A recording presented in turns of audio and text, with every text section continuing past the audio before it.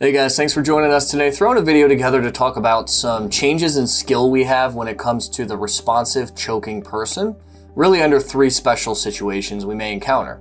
So remember that when someone is choking, we do combinations of 5 back blows followed by 5 abdominal thrusts. So again, you position, lean the person forward, strike them with the heel of your hand between the shoulder blades 5 times, stand them upright, position behind them, reach just above the belly button, with a fist over top, interlock, and we go in and up, right? And that's what we refer to as our abdominal thrust. We'll do 5 of those, continue to repeat that sequence.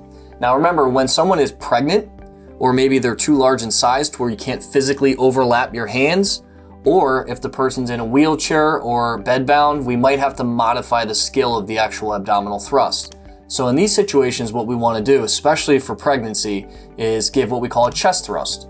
So instead of positioning around the waist, we position around the chest with our fist in, hand over top, pulling inward only at the chest. And we modify our skill to do a chest thrust, again, for those 3 special situations.